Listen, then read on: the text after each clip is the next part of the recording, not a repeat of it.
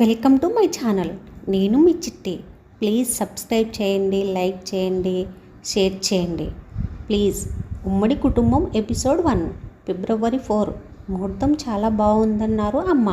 ఆ రోజే గృహప్రవేశం చేసుకుందాం, సామాన్లు నిదానంగా సర్దుకుందాం. నాకు గీతకు లీవ్ దొరకట్లేదు. వీకెండ్ కావాలంటే ఇల్లంతా సర్దిద్దాం. దాదాపు అన్ని పనులు అయిపోయాయి. ఇంకా ఇన్విటేషన్ ప్రింట్ చేయించి పంచడం ఒకటే పని. ఆ పని తమ్ముడు చూసుకుంటాడు. ఇంకేం ప్రాబ్లం లేదు, గబగబా చెప్పేశాడు గౌతమ్. సరేలేరా, ఇంకేమైనా పనులు ఉంటే నేను గుర్తు చేస్తానులే, నువ్వు ఆఫీస్ పని చూసుకో, సరోజమ్మ చెప్పింది. సరోజమ్మది ఉమ్మడి కుటుంబం. తను చచ్చే వరకు ఇలానే ఉండాలి అని ప్రమాణం చేయించుకుంది పిల్లలతో. 2 కొడుకులు, 3వ కాన్పులో ఆడపిల్ల కావాలి అని బాగా కోరుకుంది. కానీ దేవుడు రాసి పెట్టలేదు తనకు. అందుకే 2 కోడళ్లను కూతులుగా చూసుకుంటుంది. ఉమ్మడి కుటుంబం అనేది ఆ ఇంట్లో వచ్చే కోడలతో ముడిపడి ఉంటుంది. ఏ జన్మ పుణ్యమో తనకు తల్లిలా చూసుకునే కోడళ్ళు దొరికారు తనకు. బంధువులంతా తన అదృష్టాన్ని చూసి కుళ్ళుకున్నారు. ఇప్పటి వరకు ఏ సమస్యలు లేవు వాళ్లకు.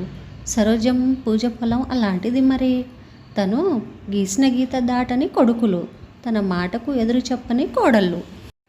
ఇంకొక అదృష్టంగా 2 మనవళ్ళు. వాళ్ళల్లో చనిపోయిన తన భర్త రూపం చూసుకుంటూ ఉంటుంది సరోజమ్మ. ఇంకొక 15 రోజులు ఉన్నాయి అంతే తన కొడుకులు కొన్న విల్ల గృహప్రవేశంకు. ఉన్న ఊరిలో అందరికీ తనే వెళ్ళి ఇన్విటేషన్ వచ్చి ఇచ్చింది. కొంచెం శ్రమ తగ్గింది పిల్లలకు అని కోడళ్లకు 25,000 పెట్టి చీరలు కొనిచ్చింది. 2 కోడళ్ళు ఆఫీస్ పనుల్లో బిజీగా ఉంటారు. వాళ్లకు దొరికేదే శని ఆదివారాలు మాత్రమే.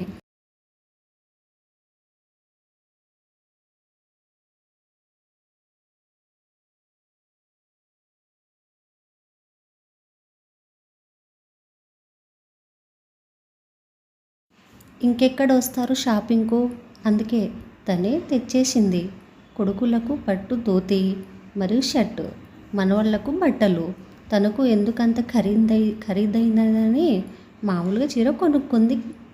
గీత మరియు శైలజ 2 కోడళ్ళు అత్తమ్మ కోసం 25,000 రూపాయల చీర పట్టుకొచ్చారు. ఎలాగూ అత్తమ్మ తమకు కొని ఉంటుందని మళ్ళీ మనం ఎందుకు కొనాలి అని అలానే వచ్చారు. ఆ రోజు రాత్రి సరోజమ్మ అందరినీ తన రూమ్కి పిలిచి బట్టలు ఇచ్చింది. అందరికీ బట్టలు చాలా బాగా నచ్చాయి.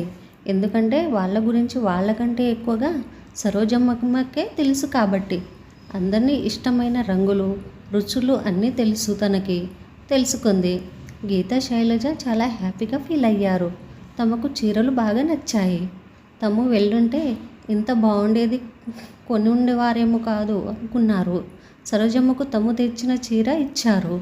తనకెందుకు కొన్నారు అని అడిగింది సరోజమ్మ. మాకు తెలుసు అత్తయ్య, మీరు అందరినీ మంచి బట్టలు కొని మీకు మాత్రం మామూలు చీర కొంటారు అని, అందుకే తెచ్చాము. చాలా ఆనందంగా ఉంది సరోజమ్మకు. తనకు ఎంత బాగా ఆదరిస్తున్నారు అని. ఫిబ్రవరి 4 రానే వచ్చింది. ఇల్లు గృహప్రవేశం అంతా చాలా బాగా జరిగింది. అందరూ పొగడ్తలతో ముంచెత్తారు సరోజమ్మను. అది చాలా పెద్ద ఇల్లు. గాటెడ్ కమ్యూనిటీలో ఉంది.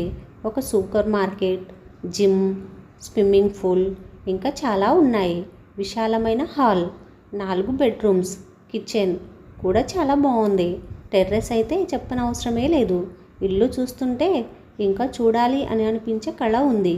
చాలామంది సరోజమ్మతో అన్నారు, నీకు రత్నాల్లాంటి కొడుకులు కోడళ్ళు ఉన్నారు, దేనికి తక్కువ చెయ్యరు, నువ్వు ఎలా చెబితే అలా వింటారు, ఏం అదృష్టం చేశావో ఏమో, మాకు దొరికారు చూడు రాక్షసుల్లాంటి కోడళ్ళు.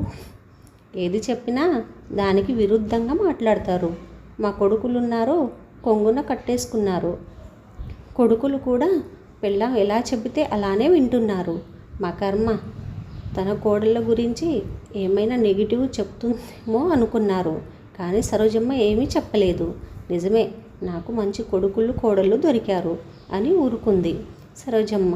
తన కోడళ్లను చూసి మురిసిపోతుంది. గీత అండ్ శైలజ దగ్గర నుండి కొంతమంది ఏం అదృష్టం చేశావో ఏమో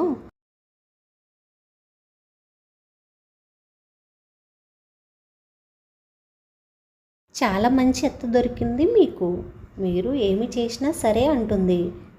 మాకు దొరికారు రాక్షసులు లాంటి అత్తలు, వేగలేక చస్తున్నాం. ఎత్తైనా అందరికీ అదృష్టం ఉండదుగా. ఈ మాటలు విని చాలా ఆనందంగా చూశారు సరోజమ్మ వైపు.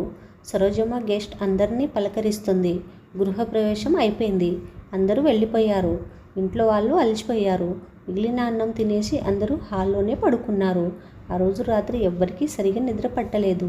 కొత్త ప్రదేశం అని అందరూ అనుకున్నారు. ప్రమాదం పొంచి ఉంది అని ఎవ్వరూ కనిపెట్టలేకపోయారు. తెల్లవారైంది. యాతాదికిగా పనులు సాగుతున్నాయి. ఎవరి పనుల్లో వాళ్ళు బిజీగా ఉన్నారు.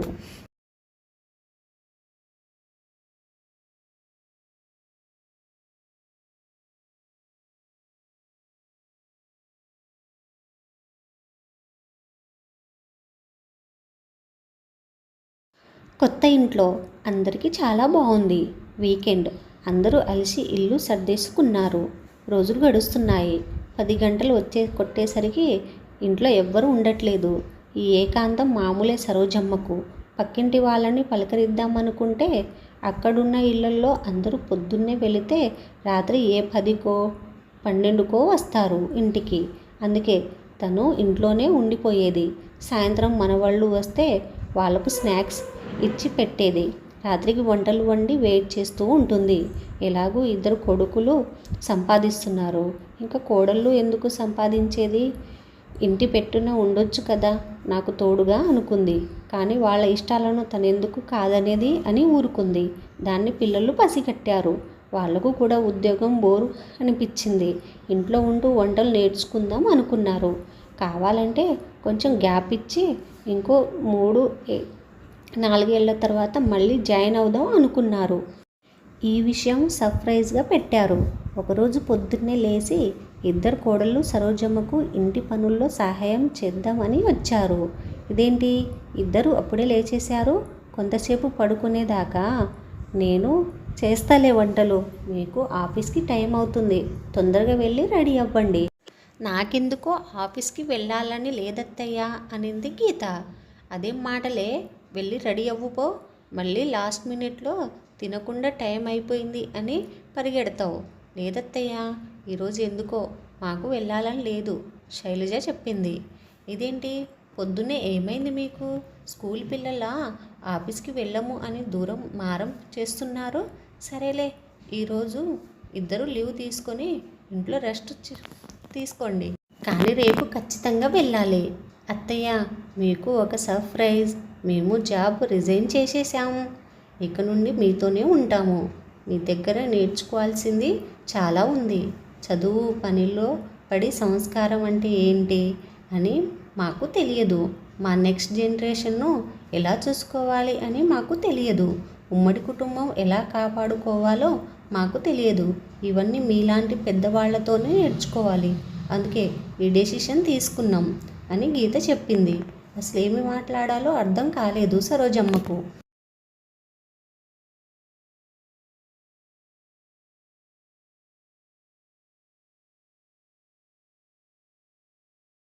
అది ఒక్కరితో ముడిపడేది కాదు గీత. అత్త అమ్మ అవ్వలేదు, అమ్మ అత్త అవ్వలేదు. ఎంత ప్రయత్నించినా ఒక చిన్న దారం లాంటి బంధం వేరు చేస్తుంది అత్తను అమ్మను. ఇలా ఉన్న కాలంలో నాకు మీలాంటి కోడళ్ళు దొరకడం నా అదృష్టం. కానీ అందుకోసం మీరు జాబ్ మానేసి నాతో ఉండడం వద్దు అనిపిస్తుంది. మీకు ఇంకా మంచి భవిష్యత్తు ఉంది, అప్పుడే ఎందుకు పాడు చేసుకుంటారు?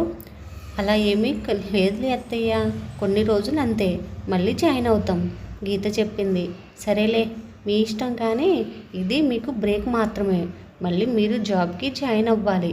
అలా అయితేనే నేను ఒప్పుకుంటాను అనింది సరోజమ్మ. సరే అన్నారు ఇద్దరు. రోజులు గడుస్తున్నాయి. అంతా హ్యాపీగానే సాగుతుంది. ఎవరి కన్ను పడిందో, ఎవరి దృష్టి సోకిందో, ఒక 2 నెలలు గడిచాయో లేదో పెద్ద కొడుకు గౌతమ్కు జాబ్ పోయింది. గౌతమ్ బాగా కుంగిపోయాడు. తన కుటుంబం రోడ్డున పడుతుంది అనుకున్నాడు. ఇంటికి వచ్చేసరికి అందరూ హాల్లోనే ఉన్నారు. ఎలా ఫేస్ చేయాలో అర్థం కావట్లేదు గౌతమ్కు. సరోజమ్మ ధైర్యం చెప్పింది. గీత మరియు శైలజ కూడా జాబ్ ఎత్తుకున్నారు.